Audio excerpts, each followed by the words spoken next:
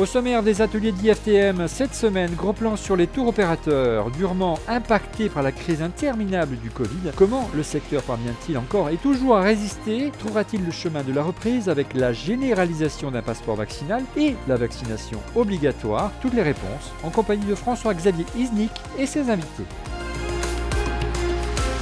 Bonjour à toutes et à tous, ravi de vous retrouver et bienvenue sur les ateliers d'IFTM, une émission hebdomadaire sur le tourisme que vous pouvez retrouver sur la web TV du site internet de l'IFTM. Depuis le 29 janvier et la décision du gouvernement d'interdire quasiment les voyages, les tours opérateurs se retrouvent une nouvelle fois dans une situation délicate. Alors quels sont leurs espoirs de reprise? Comment imaginent-ils leur avenir? C'est la question que nous allons poser à nos invités du jour. J'ai le plaisir d'accueillir à mes côtés Patrice Karadec, PDG d'Alpitour France et la marque Bravo Club, évidemment. Bonjour Patrice. Bonjour. À ma gauche, Olivier Kervella, PDG de NG Travel. NG Travel, ce sont les marques Boomerang, Kappa, Coralia, Jet Tour. Bonjour Olivier. Bonjour. À ma gauche également, Axel Mazerolle, directeur général de FTI Voyage. Bonjour Axel. Bonjour. Et puis, en distance, on a le plaisir évidemment d'accueillir Guillaume Linton, PDG d'Asia. Bonjour Guillaume, vous nous entendez bien? Oui, c'est parfait. Bonjour à tous. Bonjour, alors on ne perd pas de temps et on ouvre tout de suite notre première rubrique, la phrase du jour. Alors vous la voyez s'afficher à l'écran, la lit ensemble, nous en avons ras la casquette d'être les victimes collatérales de la politique sanitaire. Voilà ce que déclarait René-Marc Chicly, président du CETO, le 1er février dernier. Déclaration d'ailleurs qui a été faite conjointement avec Jean-Pierre Mas, le président des entreprises du voyage, EDV. Patrice Karadec, cette crise est interminable. Le gouvernement a décidé le 29 janvier d'interdire quasiment les voyages. C'était ça ou un troisième confinement. Pour vous, c'est évidemment un énième coup de massue, plus d'activité, on imagine, depuis un mois maintenant chez Bravo Club? Tout à fait. C'est clair qu'interdire les voyages, particulièrement hors d'Europe, c'est violent pour notre industrie. Ça a le mérite d'être clair aussi. Donc, comme on manque de visibilité actuellement, j'ai trouvé qu'au moins il y avait quelque chose de très clair. Les voyages sont interdits. Alors, du coup, nous voilà, nous, toute l'industrie, faute d'être administrativement fermés, nous sommes géopolitiquement fermés. Ça aussi, c'est assez clair. De ce fait, on a la chance d'avoir quand même un État qui nous soutient de manière énorme, très forte, franchement, entre la prise en charge de tout le reste à charge du chômage partiel, le fonds de solidarité, l'arrivée imminente de la prise en charge d'une grande partie des frais fixes. Tout ça sont des aides et un soutien financier énorme qui nous permet de tenir sous perfusion, j'allais dire, à l'échelle de l'industrie. Moralement, c'est différent.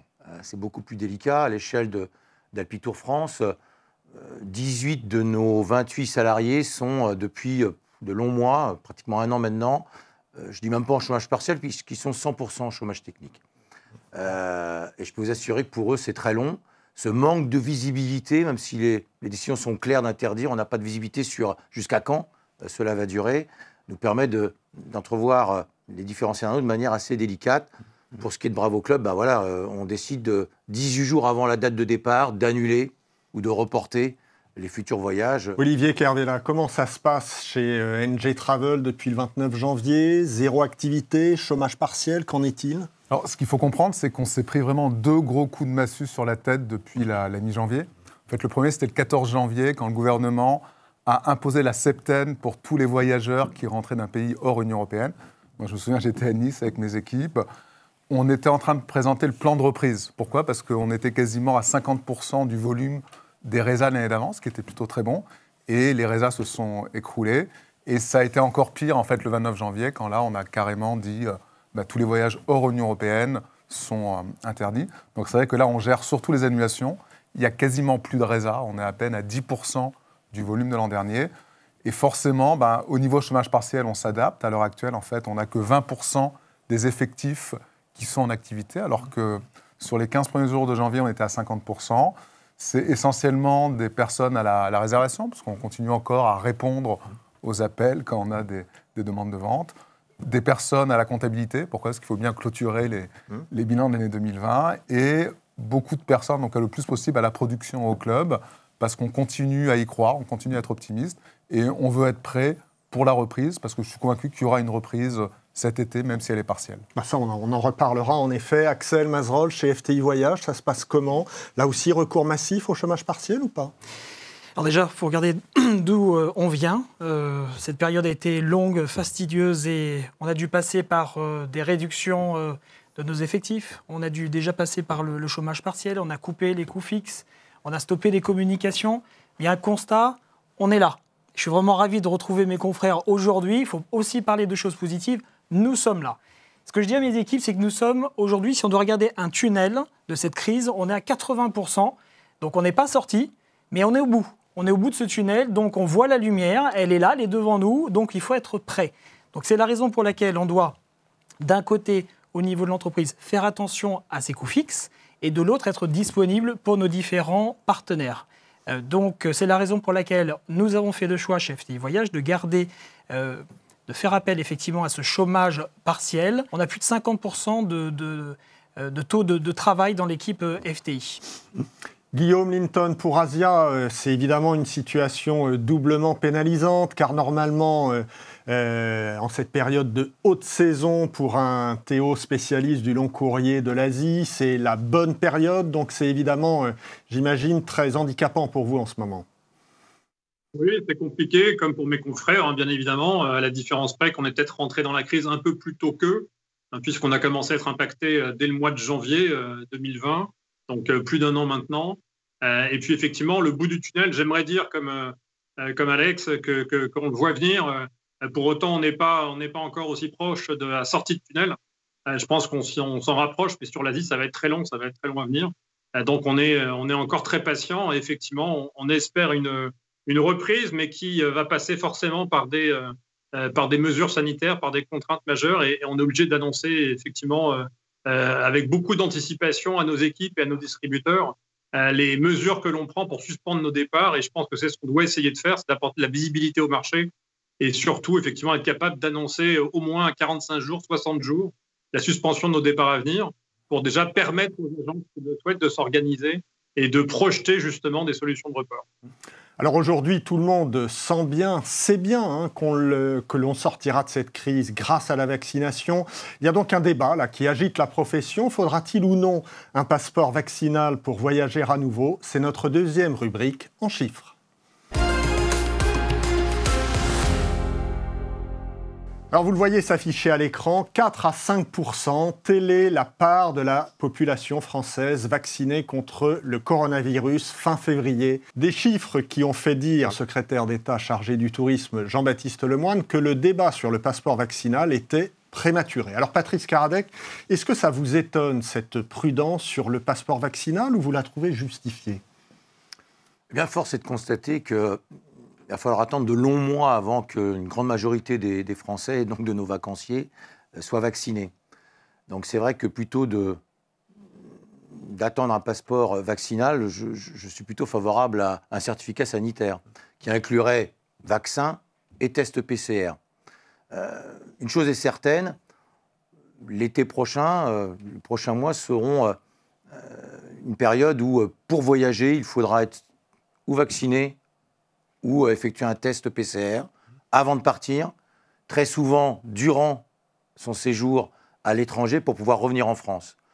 Donc si on pouvait trouver un moyen et de faciliter justement toutes ces contraintes vis-à-vis du vacancier, du consommateur, bah, ce sera un vrai plus.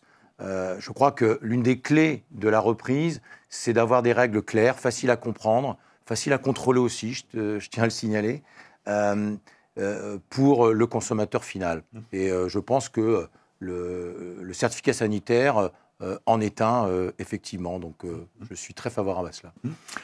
Oui, Olivier Kervella, la profession a un peu changé son fusil d'épaule. Au début, elle prenait un passeport vaccinal, puis elle défend maintenant un certificat sanitaire, comme vient de le dire Patrice Karadec, comme si elle avait peur que le passeport vaccinal se retourne contre elle. En effet, si avant l'été, seule une petite partie de vos clients sont vaccinés, c'est évidemment votre saison qui est menacée, très clairement. Oui, en fait, pour reprendre ce qu'a dit Patrice, je suis complètement en phase avec lui. J'étais complètement en phase avec le passeport sanitaire. Pourquoi ? Parce qu'en fait, il permettait à des clients d'avoir un certificat PCR authentifié. C'est ça qui est très, très important, authentifié, et le présenter aux autorités, en fait, quand ils voyageaient à l'étranger. Je suis beaucoup moins en faveur du passeport vaccinal. Pourquoi ? Parce que malheureusement, le taux de vaccination fin juin ne sera pas suffisamment élevé pour nous, en tout cas pour nous voyageurs français. Donc on va un petit peu donner le bâton pour se faire battre. Ce qui est intéressant, c'est cette idée en fait de certificat sanitaire. Pourquoi ? Parce que c'est un espèce de 2 en 1. On mixte les deux, c'est-à-dire qu'on a à la fois un test PCR authentifié qui est dématérialisé sous forme de QR code, et en parallèle, pour les quelques Français, on espère le plus possible, qui seront vaccinés, il y aura moyen également de stocker le certificat de vaccination. Donc avec une solution comme celle-là, nos clients vont être capables de passer les frontières et d'être acceptés dans, à mon avis, quasiment tous les pays du monde. Axel Mazerolle, on voit qu'un certain nombre de pays avancent assez vite sur le sujet, Israël notamment, mais pas seulement. On parle de la Grèce aussi. Si les destinations phares de l'été comme la Grèce réclament une vaccination obligatoire, cela va compliquer sérieusement vos perspectives de rebond, non ? Alors déjà, quelques chiffres. On parlait de la France, 4-5%. Israël, au moment où on se parle, on est à 50%. À la fin du mois de mars, je crois que l'objectif, c'est 70%. Au moment où on se parle, les Israéliens ont déjà reçu... 25% de la population a déjà eu une deuxième vaccination, donc c'est incomparable. On est un petit peu à l'arrêt, à la traîne. On parle de l'autre destination, donc la Grèce. Le tourisme pour la Grèce, je pense que, du point de vue PIB, ça représente 20%. C'est un emploi sur 5. Donc voilà, ces pays doivent forcément se sécuriser. Mais je reste persuadé que ça va... C'est forcément un frein. On est à l'arrêt aujourd'hui. Ça va redémarrer. C'est une question de temps. Ça va prendre du temps, mais ça va se débloquer d'un coup. Donc je reste toujours très, très positif, très enthousiaste sur cette reprise progressive. Et donc je pense que les grandes destinations vont se relancer. Donc je pense d'abord cet été à l'Europe du Sud. Donc avec les destinations évoquées à l'instant. Je pense aux destinations phares du groupe FTI, l'Égypte, Turquie, sur lesquelles on a et beaucoup d'hôtels et nous mettons des charters au départ de France pour y aller. La France, naturellement, qui sera une destination qui, comme l'été dernier, va cartonner. On en est ravis. Et enfin, les destinations phares du marché français, les petits prix, les excellents rapports qualité-prix, le Maroc et la Tunisie qui vont aussi repartir. On va en reparler. Guillaume Linton, quelle est votre position sur le sujet du passeport vaccinal ? De nombreuses destinations asiatiques semblent prêtes très clairement à basculer vers la vaccination obligatoire pour entrer sur leur territoire. Oui, bien sûr. Je rejoins totalement mes confrères. Les destinations asiatiques sont évidemment très attentives à ce qui se passe sur les marchés européens et je ne vous cache pas qu'elles sont un peu dubitatives des atermoiements qui entourent le passeport sanitaire. Même si certaines d'entre elles n'imposeront peut-être pas le vaccin, effectivement, pour pouvoir rentrer dans le pays, elles imposeront forcément le test PCR négatif, voire une sérologie positive, qui démontrera qu'il y aura une immunité évidemment acquise, et donc un moindre risque d'être évidemment porteur et en tout cas d'attraper le virus. Mais très probablement, leur souci à eux va être également de s'assurer que leur propre population sera protégée et sera vaccinée avant de permettre à des voyageurs étrangers de rentrer dans leur territoire.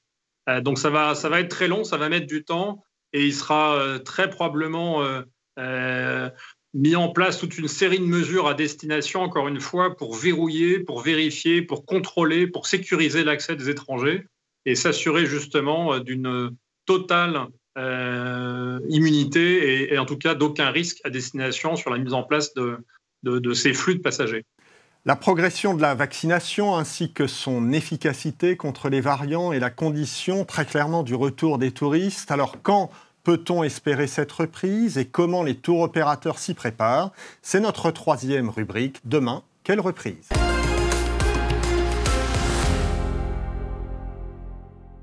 Patrice Karadec, quels sont aujourd'hui vos scénarios de reprise au moment où on se parle ? Au moment où on se parle, clairement, la saison hiver qui est propre pour nos courriers est foutue. On a ramené tous nos clients tout début février, ainsi que l'ensemble de nos animateurs. Aucune activité en février, aucune activité en mars. Autant dire que nous sommes contraints aujourd'hui à imaginer plusieurs scénarios. qui sont très tournés vers les destinations proches. Alors, je vais vous exposer rapidement le plus optimiste de nos scénarios. Nous espérons chez Bravo Club reprendre l'activité, faire partir nos clients courant avril, j'allais dire mi-avril avec la Sicile, destination proche par excellence. Suivront dans la foulée tout début mai toute l'Espagne, puis la Grèce, la Croatie, bref, tout le moyen courrier doit ouvrir. Et le seul long courrier que nous pensons réouvrir dès que l'interdit sera levé, c'est la République dominicaine, parce que ça reste une destination extrêmement accessible, elle aussi, et qui plaît à la clientèle française. Destinations proches, mais aussi des destinations sur lesquelles nous avons la chance d'avoir des bons produits, des bons clubs qui répondent tout à fait à notre ADN, celle de l'esprit village, des produits à taille humaine. Je crois pouvoir dire qu'elles vont assez bien correspondre, cet atout de taille humaine, d'anti-resort, va bien correspondre à l'attente du consommateur qui sort de cette crise pandémique. On évitera les bains de foule sans doute, et c'est le cas dans nos clubs. Bien évidemment, tout ça est un des scénarios parmi d'autres. J'espère qu'il se mettra en route, mais ce n'est que 50% sans doute de nos produits qui seront véritablement ouverts cet été. Mais quand on ouvrira un produit club chez Bravo Club, ce ne sera pas un club au rabais. Il tiendra l'ensemble de ses promesses. Le concept Bravo Club sera préservé et fourni à nos clients sur toutes les destinations ouvertes. Olivier Kervella, la Banque de France a estimé que les Français avaient économisé près de 200 milliards d'euros depuis le début de la pandémie. La reprise du tourisme va-t-elle profiter de cette manne? On dit que le tourisme va reprendre vite une fois que les frontières seront rouvertes. Alors, cette somme de 200 milliards d'euros, elle est absolument colossale. Si on ramène ça au nombre de foyers français, je crois que ça représente aux alentours de 7-8 000 euros par foyer. Et c'est évident que l'industrie du tourisme, à mon avis, ça va être une industrie prioritaire pour bénéficier de cette manne qui a été épargnée pendant la pandémie. On le voit après chaque crise, on l'a vu d'ailleurs aux États-Unis après le 11 septembre, le secteur du tourisme, c'est le secteur qui repart le plus vite. Après le 11 septembre, les Américains ont mis plusieurs mois avant de revoyager, mais 6 mois après le 11 septembre, les résas étaient 10% supérieurs au volume de résas avant le 11 septembre. Et je pense que ça va être la même chose en France. On va assister à ce fameux effet catch-up. Les Américains, ils appellent l'effet rattrapage. Alors, le mot à la mode en ce moment, je crois que c'est les revenge travelers. Et je pense que les Français ont été tellement sevrés de voyages. Ça fait 1 an qu'ils ont des fourmis dans les jambes. Je suis convaincu qu'il y aura un effet revenge travelers. Après, ce qu'il faudrait, c'est que le gouvernement donne un petit coup de pouce pour essayer de déclencher le mouvement. J'ai vu que l'été dernier, dans certains pays européens, dont notamment l'Italie, il y a eu un voucher qui a été donné notamment aux foyers les plus défavorisés. Et ce serait, à mon avis, intéressant de voir si on peut faire la même chose en France pour accélérer ce phénomène. Mais je suis convaincu que quand tous les voyants seront ouverts, ça va repartir très très fort. Axel Mazerolle, chez FTI Voyage, vous êtes aussi convaincu que ça va repartir très fort. Quel est votre calendrier de reprise tel que vous l'imaginez ? Alors, ce que je vois, c'est une reprise progressive. La tendance, déjà, dans un premier temps, la tendance aujourd'hui, c'est ou du super dernière minute sur les Canaries, ou du early booking, parce que les bons plans sont maintenant early booking sur cet été, mais sur des petits volumes. Ce que je pense, c'est que ça va reprendre. On a besoin d'un gouvernement qui donne le feu vert, des frontières qui s'ouvrent, les gens vont repartir, ils vont pouvoir donc se projeter. Donc, on va avoir une première étape qui sera Pâques, avec des premiers départs, ce sera encore discret. L'été, un effet de super dernière minute. Et puis pour nous, le boom, c'est l'après-été. C'est Toussaint, septembre, octobre. C'est là qu'on voit un vrai boom des ventes, la vraie reprise. Et on espère d'ailleurs pouvoir participer au salon IFTM, enfin quand même. Exactement, on vous attendra avec plaisir. Guillaume Linton, vous êtes un spécialiste du long courrier. Comment voyez-vous les choses? Est-ce que le long courrier va mettre plus de temps à reprendre que le moyen courrier? Dans la grande majorité, oui, c'est très probable. Pour autant, certaines destinations sont restées ouvertes jusqu'à présent. Je pense notamment à Dubaï ou les Maldives, voire même la Tanzanie, sur des destinations qu'on a pu couvrir. Et je pense par ailleurs que des destinations insulaires, type le Sri Lanka, peut-être Phuket en Thaïlande, Bali en Indonésie, très dépendantes du tourisme, vont faire l'effort de réouvrir un peu plus rapidement, notamment parce qu'elles sont capables, du fait de cette position insulaire, de totalement filtrer les entrées à l'arrivée via les aéroports. Donc ça leur permettra déjà de faire rentrer un flux touristique provenant de l'international. pour essayer effectivement déjà de remplir à nouveau ces hôtels et de faire travailler tous ces opérateurs touristiques locaux. Donc le long courrier mettra du temps à repartir, mais je pense qu'on peut avoir quelques bulles qui se mettent en place, voire quelques accords bilatéraux ou régionaux qui permettront déjà à cette première destination de réouvrir rapidement. Patrice Carlet, comment vous vous préparez pour l'été qui vient? Est-ce que vous vous concentrez sur des produits, des destinations en particulier? Bon, déjà, Bravo Club, c'est 100% du club. Donc les produits sur lesquels on va se focuser, c'est le produit club. Comme j'ai dit tout à l'heure, ce sera sur des destinations proches. La République dominicaine sera là, mais je pense qu'elle reste accessible. Mais sinon, c'est des destinations proches. Et moi, je mise véritablement, et on mise véritablement sur le trio Grèce, Espagne, Italie. Comme je dis, ça tombe bien, on a une dizaine de clubs sur ces destinations et on les prépare, on est en train de les peaufiner pour offrir à notre clientèle le vrai concept de club, je le dis et je le répète, ce ne seront pas des clubs au rabais, mais des clubs sur lesquels on offrira des concepts qui respectent les normes sanitaires qui sont imposées par chacun des pays.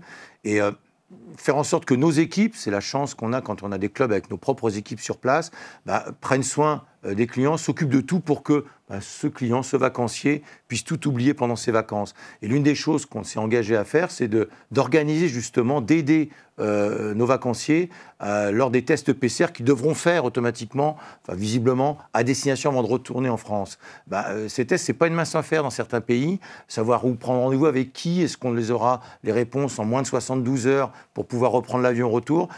Vous assurez, ayant fait l'expérience cet hiver sur la République dominicaine, c'est un service très important et énorme qu'on saura mettre en avant auprès des agences de voyage, auprès des consommateurs, voilà, pour pouvoir leur dire que partez en toute sérénité. Je pense que c'est extrêmement important d'éliminer le maximum de contraintes aujourd'hui pour reséduire notre client.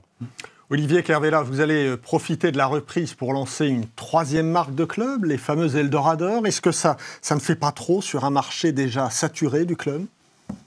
Alors, je comprends parfaitement qu'il y ait des interrogations, mais il faut comprendre qu'il y a une véritable stratégie de différenciation derrière ce lancement de la marque Club Eldorador. Boomerang Voyage est rentré dans le secteur des clubs il y a 7 ans. En fait, on a ouvert notre premier Kappa Club il y a 7 ans, sur une stratégie assez novatrice à l'époque, dans la mesure où on a ouvert les premiers clubs ouverts sur la découverte. Ce qu'on voulait, c'était inciter nos clients à sortir du club pour aller vraiment à la rencontre de la population locale. Ça a plutôt bien fonctionné, puisqu'en 7 ans, on est monté jusqu'à 39 clubs en 2019. Ensuite, on s'est rendu compte qu'il y avait un marché intéressant sur des clubs plus classiques, donc des clubs mass market, pour la clientèle qui voulait de l'animation, qui voulait des clubs festifs, avec une formule all-inclusive. C'est pour ça qu'on a lancé Club Coralia il y a 4 ans. Et en 4 ans, on est monté à 35 clubs, toujours sur l'année de référence, qui n'est pas 2020-2019. Et suite à ça, on a pas mal discuté, échangé avec nos partenaires agents de voyage. Et ils nous disaient qu'il y avait des demandes de leurs clients pour des clubs plus premium, que ce soit au niveau de la restauration, au niveau de l'hébergement. Ils voulaient également des clubs avec un meilleur encadrement sportif, un meilleur encadrement pour les enfants. Donc on a eu l'idée de créer cette marque Eldorador, plutôt de la relancer. On a sélectionné que des resorts premium, très haut de gamme. Là, on va lancer 4 clubs Eldorador cet été. Il y aura 3 clubs 5 étoiles et 1 4 étoiles. On s'engage sur des montants très élevés en termes de chambres. On prend minimum 100 chambres. Ça monte parfois jusqu'à 200 chambres. Donc derrière ça, on met des équipes d'animation importantes, entre 15 et 20 personnes, avec des équipes renforcées au niveau des mini-clubs, renforcées également sur l'aspect sportif, beaucoup de moniteurs, beaucoup de coachs sportifs.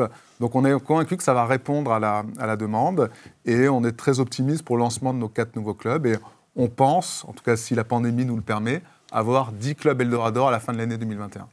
Axel Mazerolle, vous allez concentrer vos efforts sur quels produits, quelles destinations pour l'été qui vient?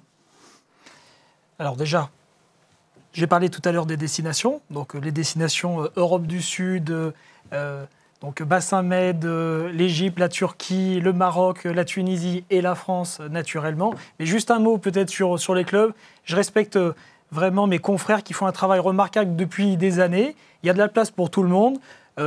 Un chiffre, aujourd'hui 95% du chiffre d'affaires de FT Voyage, c'est pas du club. En fait, c'est du club, c'est de l'hôtel. Notre stratégie s'est basée les dernières années sur du prix, du choix et de la flexibilité. Et on a réussi avant cette crise à monter en chiffre d'affaires, à gagner la confiance des agents de voyage. Et parce que nos confrères font un super boulot, parce qu'il y a une demande sur le marché et parce que le club rassure aussi en cette période, nous avons aussi décidé de développer notre marque, donc il y a 2 ans. Et là, pour cet été, on a décidé d'ouvrir 15 clubs sur les destinations phares. Et comme le disait un grand monsieur du club, à qui je pense régulièrement, le club égale amour. Et en ce moment, on a vraiment beaucoup besoin de positivisme et d'amour. Vous avez bien raison. Guillaume Linton, vous êtes le seul à réorienter votre production afin de profiter de la reprise dès qu'elle se présentera. On imagine aussi que c'est pour pouvoir écouler vos avoirs. Guillaume, évidemment, on ne s'improvise pas spécialiste de la France ou de l'Europe d'un claquement de doigts. Non, pas du tout. Mais effectivement, réorienter la production, c'était d'autant plus nécessaire dès l'an dernier, parce qu'on n'a pas attendu 2021 pour le faire. On l'a fait dès le mois de juin 2020, en proposant la France, notamment à une partie de notre clientèle directe, qui avait des avoirs effectivement auprès de nos agences Asia et qui souhaitaient pouvoir en profiter pour partir en vacances cet été. Et donc l'idée, c'est de prolonger finalement cette solution, cette alternative qu'on a pu leur trouver l'an dernier, et de l'élargir cette année à une 12aine de pays européens, effectivement. Sauf que, comme vous l'avez dit, on ne s'improvise pas spécialiste d'une destination en quelques mois. On est bien placé pour le savoir. Donc tout l'intérêt, c'est de nous adosser à des partenaires bien plus experts, évidemment, que nous ne le serions en peu de temps. En l'occurrence, on s'adosse à Intermed, qui est le spécialiste français des circuits culturels avec guide conférencier. Et Intermed est particulièrement présent sur la France et sur l'Europe. Donc, on a lancé, là, en février, 33 circuits, dont quasiment une 12aine sur la France, une 10aine sur l'Italie, le reste sur de l'Irlande, sur de la Grèce, du Portugal, de l'Espagne, même de la Croatie et de l'Angleterre. L'idée, c'est vraiment d'avoir une proposition qui permette d'abord aux agences, effectivement, de sécuriser leurs avoirs avec Asia et de ne pas se retrouver avec ces avoirs sur les bras sans aucune solution viable pour une clientèle qui souhaite avant tout partir sur du petit groupe, puisque nous, on n'est pas du tout sur une offre club. Vous le savez, on est d'abord sur une offre circuit, une offre itinérante. Donc, l'idée, c'est de proposer la même qualité de prestation avec le même mode de voyage itinérant, en petit groupe, avec un guide expert, sur des destinations accessibles et ouvertes, sans attendre, encore une fois, la réouverture de l'Asie. Alors, on va se projeter un peu plus loin que les mois qui nous attendent, car cette crise risque de modifier bien des choses pour les tours opérateurs. C'est notre rubrique « Le monde d'après ». Patrice Karadec, la confiance des consommateurs à l'égard des professionnels du tourisme en a pris un coup, avec les annulations à tout va, avec le système des avoirs qui n'a pas souvent été bien compris. Quel rôle peut jouer aujourd'hui un tour opérateur pour regagner la confiance des clients ? Il faut être lucide. Le système de l'ordonnance, il a très certainement sauvé notre industrie et la distribution en particulier. Je pense tout de même qu'il a terni l'image de notre profession. Sans doute parce qu'on l'a mal expliqué, en tout cas il a été mal compris par le consommateur. Donc je pense qu'il y a un besoin profond de redorer un petit peu l'image de notre profession qui manque déjà sans doute de visibilité en termes de valeur ajoutée. On se pose souvent la question entre confrères, c'est quoi la valeur ajoutée d'un agent de voyage ? Je pense que là, il y a matière de se servir sans doute de ce qui s'est passé ces derniers mois pour proposer, réfléchir ensemble à de nouvelles normes, en tout cas changer de paradigme, parce que sincèrement, continuer à imposer des frais d'annulation dès que le client s'est projeté pour ses vacances d'été, surtout dans la période actuelle, voire même prendre un acompte important, 25-30% tout de suite, pour un voyage qui peut-être ne se fera pas. Je vous rappelle que des acomptes ou des soldes ont été versés il y a maintenant quasiment 1 an, et pour certains, ils ne seront pas récupérés avant 18 mois. Ça fait long pour récupérer son argent. Je pense, en tout cas, aux consommateurs. On en a eu au téléphone. On voit bien que ce n'est pas toujours simple à gérer. Ce n'est pas facile pour l'image de notre métier. Ça veut dire donc moi, je pense qu'il faut apporter plus de flexibilité, apporter de la sérénité dans l'acte d'achat, dans la relation entre le consommateur et l'agent de voyage, qu'il soit tour opérateur ou distributeur. Alors, apporter de la sérénité, c'est avant son départ. Je le disais, sans doute en assouplissant énormément les frais d'annulation. On le propose, nous, il n'y a pas de frais d'annulation jusqu'à 15 jours du départ chez Bravo Club. Et on fera ça tout l'été, pour justement se projeter. 2, moi je suis favorable, enfin encore une fois, je ne fais pas beaucoup de B2C, mais je suis favorable à ne prendre qu'un minimum d'acompte, des frais de dossier, 50 € par personne, plutôt que de dire tout de suite, vous partirez cet été, je vous le promets, tout va s'assouplir, donnez-moi vos 30% d'acompte. Bon, moi je pense que c'est un petit peu difficile à avaler aujourd'hui. Et puis, ok, ça fait de la trésorerie, mais enfin, s'il n'y a aucun booking, aucune réservation, il n'y aura pas de trésorerie non plus. Donc, avant le départ, je pense qu'il faut donner un peu plus de souplesse, donner de la sérénité. Pour ce qui est de pendant, c'est notre métier de tour opérateur, on l'a déjà dit tout à l'heure, on sait faire notre métier à destination pour sécuriser les vacances de notre client.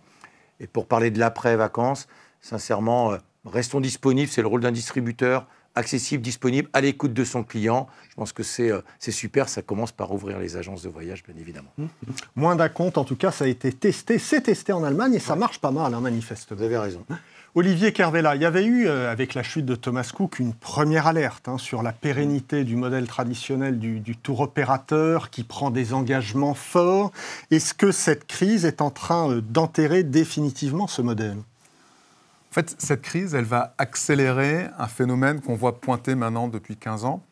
Il faut comprendre qu'il y a 15-20 ans, la clé du tour operating, c'était l'aérien. Tous les gros tours opérateurs, ils avaient leur propre compagnie aérienne, que ce soit TUI avec Corsair, que ce soit Thomas Cook avec Condor, même Look Voyage avec Star Airlines, qui est devenu XL Airlines.